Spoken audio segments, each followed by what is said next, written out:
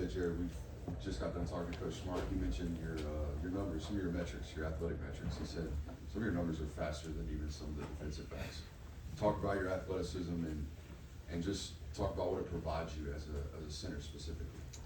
Yeah. I don't really talk about this a lot, but I played soccer growing up most of my childhood, so I really feel like the athleticism came from that. But bringing it over to the center position, I feel like it's really unique.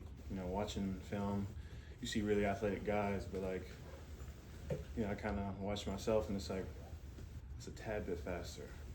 So just bringing athleticism to especially this O line with the two big guys I got on each side of me. So it's just another, I guess, like extra puzzle to the piece, if you will.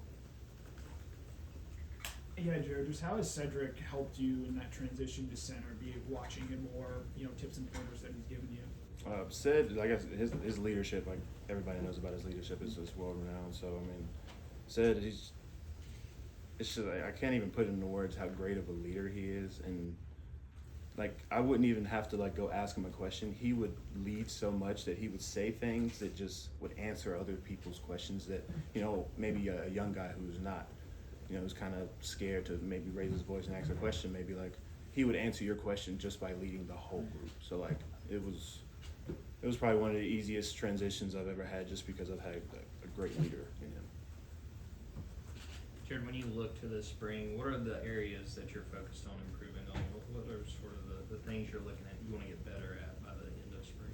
I'd definitely say two things. One thing for sure is leadership. I would say that I'm a guy that try and leads by example, but I know that at the center position, the vocal part of it really needs to come about. And what was the second part of the question? Just any of the factors that you're and also finishing at the second level. I feel like handling the first level, getting the calls right. I feel like I'm pretty good at that pass protection, but I feel like getting on the linebacker and finishing and running through them, running through my feet. So that's good. Has Coach ever had to tell you to slow down, work the first level before you get to the second level? Yes. I remember when I first started going to center, I was always just trying to get to the linebacker. He would always say work first level first to second level. So yeah, it was definitely a challenge there.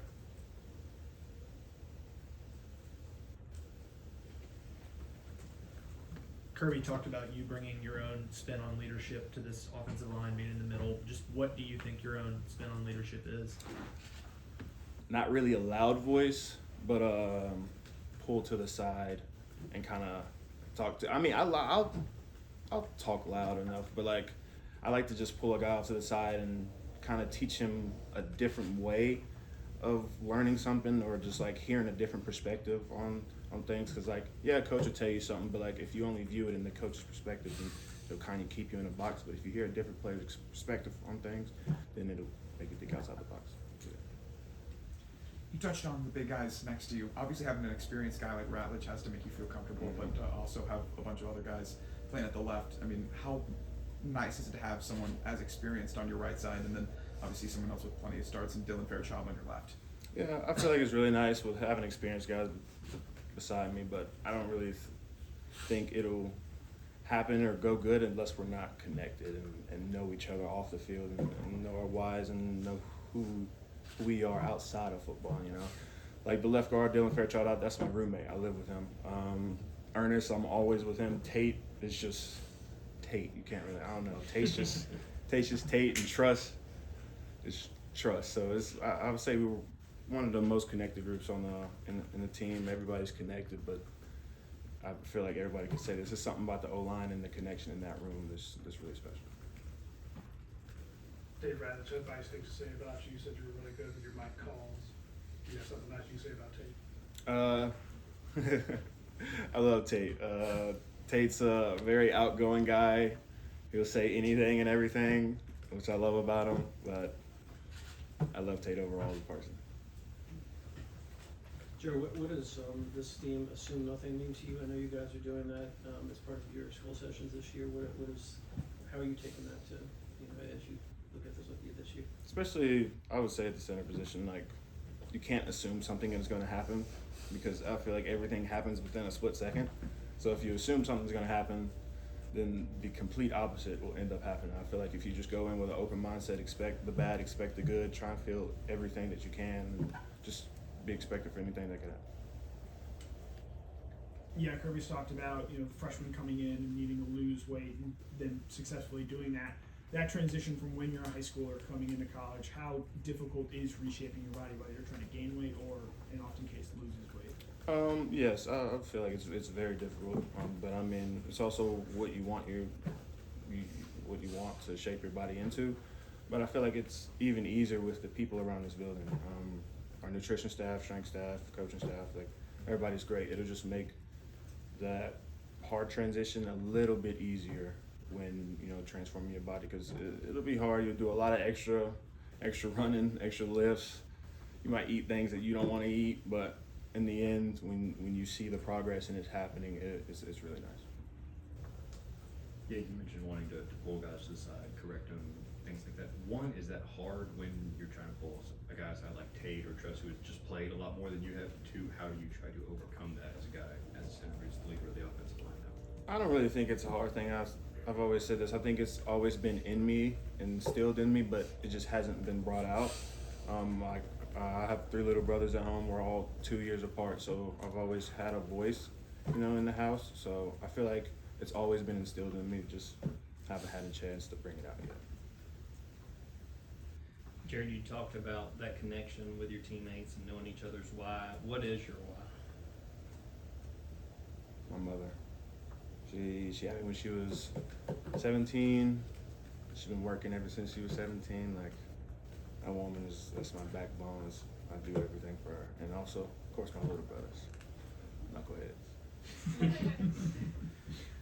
Jared, obviously you've gotten to snap to Carson plenty of times in the past, but what about this training camp so far has been different? Has there been a certain, excitement around the fact that you're going to be snapping to him all season now, or has anything been different between you two? Nothing's been different. Everything's been cool, calm, and normal. My mindset is really make my point, snap the ball, play hard. I'm not really worried about. I know the guys, me, the guys beside me. We're gonna do our jobs. If we do our jobs, he's definitely gonna do his job. So I'm not really worried about it. Everything's good back there. Kirby said you could outrun some defensive backs and maybe some tight ends. Can we get some names? Nah, you just have to wait and see. Jared Tate was talking the other day about the Joe Moore Award and how the team is, won't say this, however you want to put it, hasn't won the last couple of years, but that came out and said that is a goal for the group this year. Explain what he's talking about and why is it such a big deal to you guys? I mean, it's always a goal to be the best at what you're doing at your position or your group position. But I mean, if we take care of everything in house, then I feel like everything else will take care of itself as it's supposed to. So, yeah. Yeah, Jared, there's a couple of guys in y'all's room that are having to learn how to play center this spring and this offseason. As a transition you had to make in high school, I don't know if you had any background, but you play tackle, come in here or into college and start learning how to play center. What's the most difficult thing about learning how to snap, and have you given any tips to some of those other guys? Just positioning the ball the right way while snapping the ball. Because I feel like some people point the ball up on the nose and that'll give you a chance to roll it on the grass, which I've done plenty of times. So maybe just flatten out the ball and I've like the guy that's transitioning to center now from high school, I just tell him all the time, worry about the snap. Just snap the ball. Just snap the ball. At the center position, like, you're mainly helping everybody. Like, the guards, they're taking on the initial strike. But, like, you just worry about the snap first and then everything else. Yeah. What are some of your early impressions on the offensive linemen that have joined y'all so far? Big, athletic, and they all can move.